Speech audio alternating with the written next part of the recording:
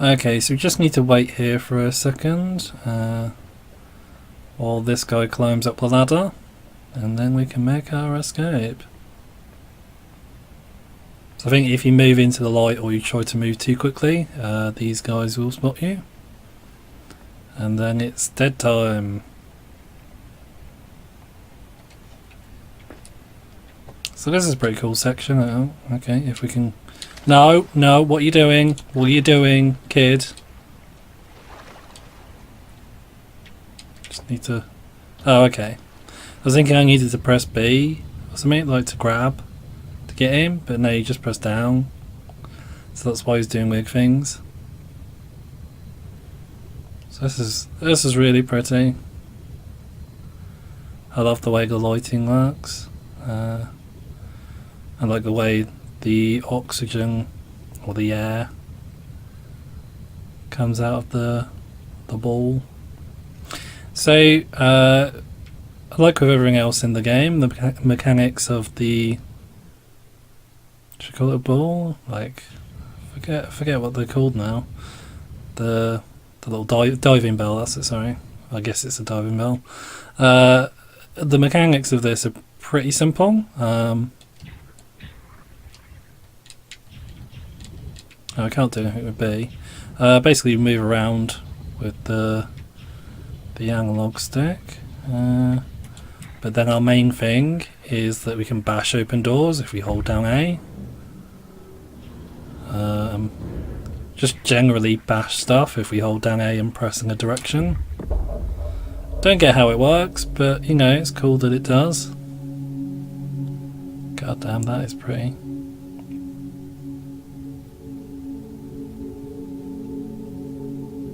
God damn.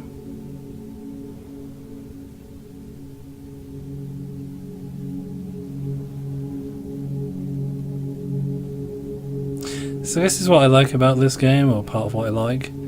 It's not just the atmosphere, it's the sort of like the artistic sense of scale and set pieces. You know, like that last area serves no like gameplay purpose, but it looks beautiful and it's almost inspiring. Maybe inspiring is the wrong word, but you know, there's a sort of artistic majesty to it. Yeah, okay. I don't know what we're doing here. Oh, okay. We're just going to bash a wall again. I think we actually have to get out of the bell for this bit. So we basically need to make a hole in the wall. And then once we've done that, swim through, jump out of the bell, swim through. And then open this big door you can see on the right. And then use the bell, get back in the bell, and jump over the door, or the doorway even, and keep on going in the bell. Don't know how they came up with this whole like diving bell section. It is a diving bell, isn't it? I mean, I think usually they're on a chain, aren't they? It's not mobile, but it's sort of like a cross between a small sub and a diving bell, isn't it? But yeah, like I don't know how they came up with this whole section, but it is really cool. Yeah, okay. No. Can I? No. Oh dear. Whoops. See, he goes squish really easily. Yeah, I just remember what we need to do. So this is pretty too, this bit in the background. So these can crush us, by the way, in case that isn't obvious. So we just need to stop here. Yep.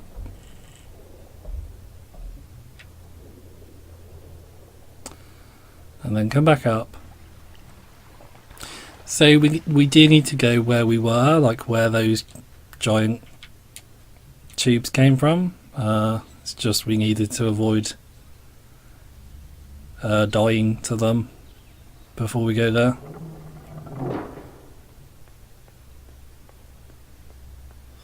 If not dying makes sense as a life goal to anybody.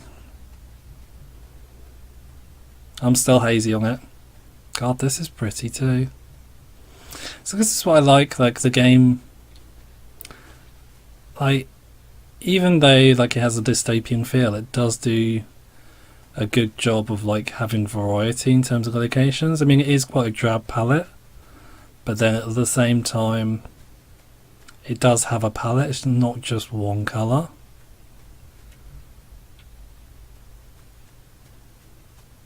Though admittedly it is quite brown and black, isn't it?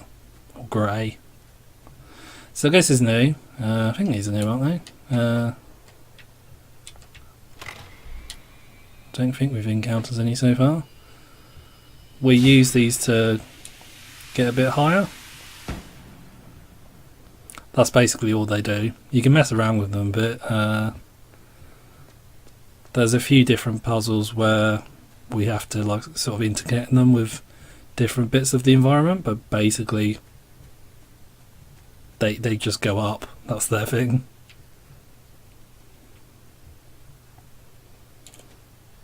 Which, you know, as a life goal isn't that bad.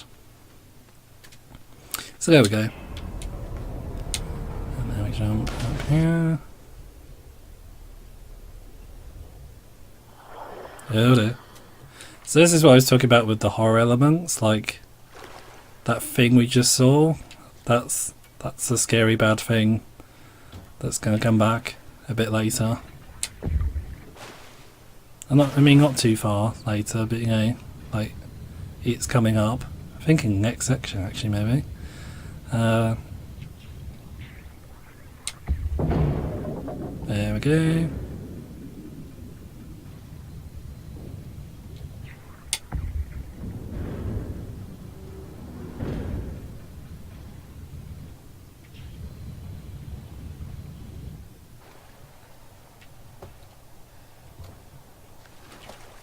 Do we have to go operate that? I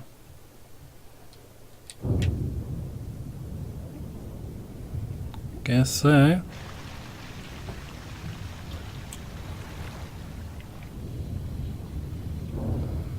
I'm going to assume so.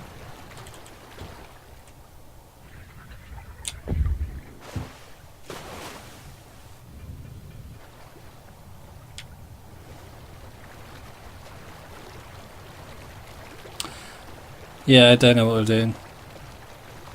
I've forgotten.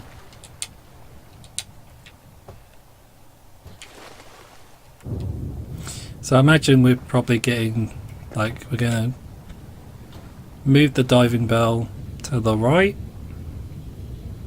then get out of it and come back across. So, oh, okay, I see. We have to open that door. But to do that, we need to lower the water level.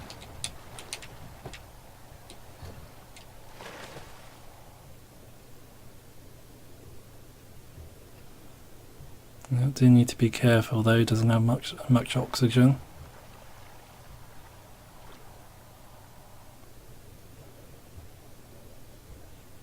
He's only got wee lungs.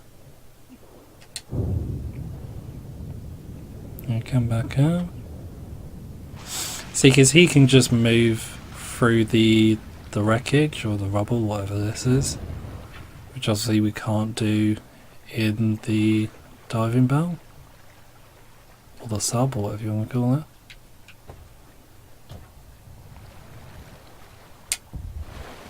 Okay.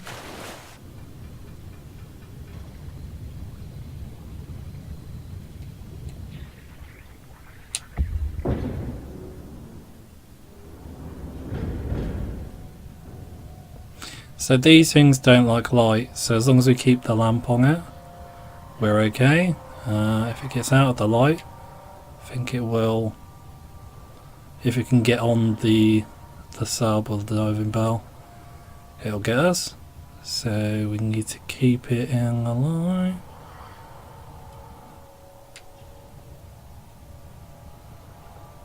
We can.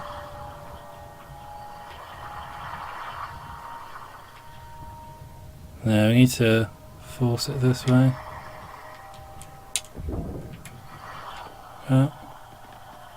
No, whoops, no. Held it. Held it.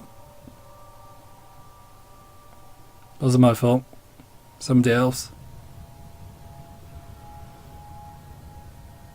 So basically, if you saw there was like a board, like you saw a red door as we passed through that opening, and there was like a board across it, and we just need to smack the diving bell into that, and then that will drop the door and keep the whatever the hell that is out.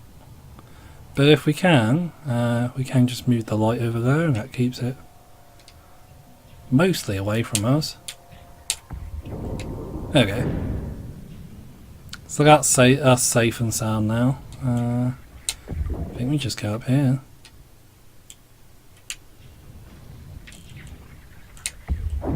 There we go. God damn. This is so pretty.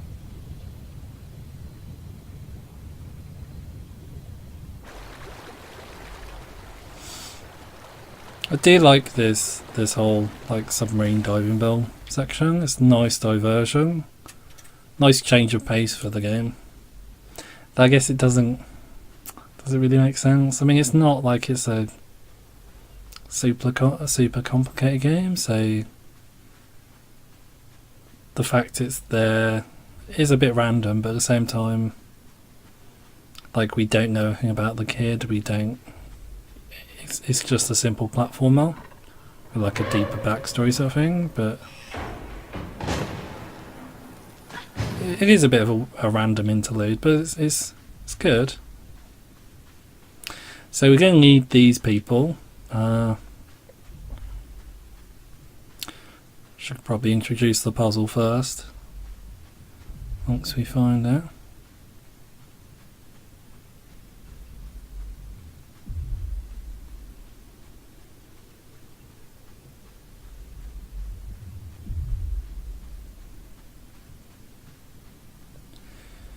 If we ever find it.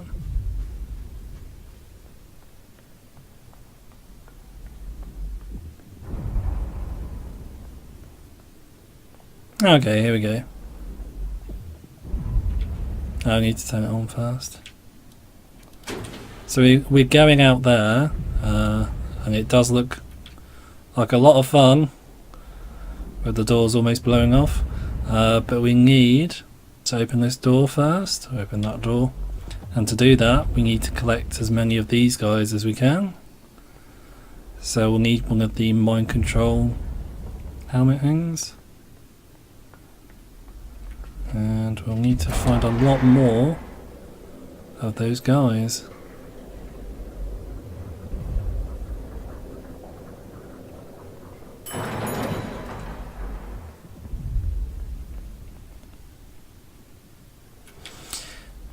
We'll come back to that in a minute. I do love how the different gameplay elements sort of build into one another and create more complicated gameplay. Can't do that either. Like the way you have, like on that, was it like a bridge or a rail we were on earlier? And we put the kid in a mind control, or put him into one of the mind control helmets, and then we moved ourselves across a rail with the guy, only for him to then put himself in a mind control unit to then control another guy to then solve the puzzle. And I like the way all the different gameplay elements in the game build together to make the game more interesting, more complex, yet they stay simple at the same time. I think that's really good. It's just a good expression of how well made the game is in general, I think.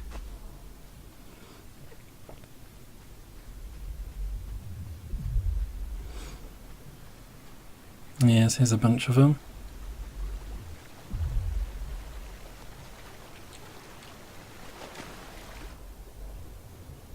Are we going down here? Yeah, okay. And going back up here? Yeah. Is there nothing here? No? Okay. I actually forgot there was so much to this part. I mean, I remembered the rooms, I just didn't remember there was this whole section where you go underwater. Should be able to climb these, yeah. Do remember this, vaguely. It hasn't even been that long since I played the game. Guess that's one of those things with like how memory works. You truncate experiences, don't you? Like you just remember the highlights.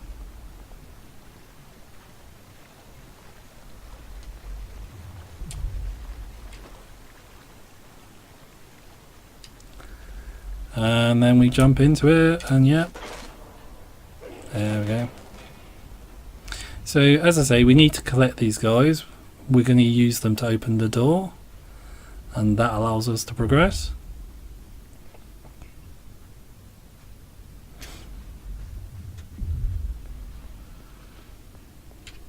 Okay, go that way.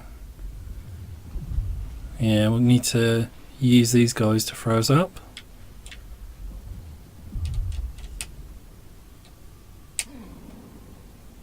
So there we are, like another example of how the game becomes more complex because of the different gameplay elements.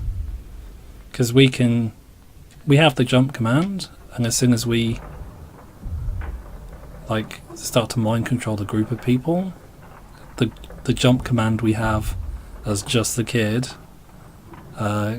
gets added gameplay elements and changes, which increases the options you have to interact with the environment and obviously gives you more gameplay options. Which means you can have more complex puzzles, which is interesting and challenging for the player. Should be a couple over here. I think we need to move. Yeah, we need to move this first of all.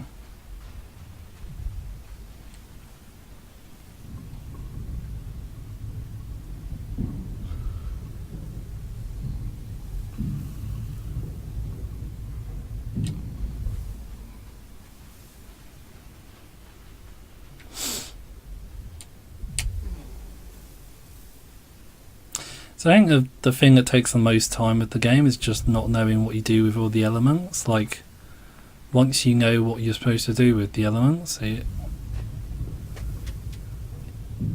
it's pretty simple to get through the game.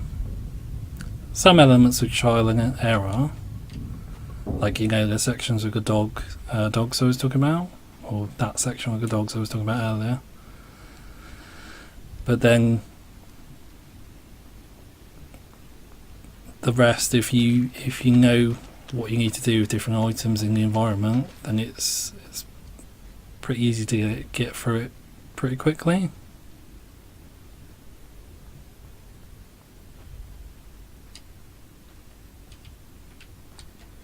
Press the wrong button. It's alright.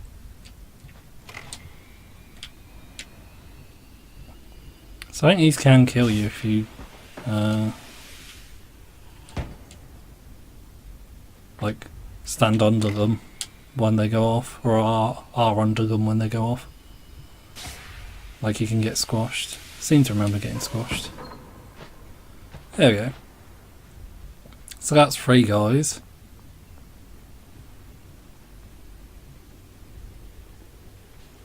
Doesn't he look fashionable with his mind control helmet on? Or mind control hat?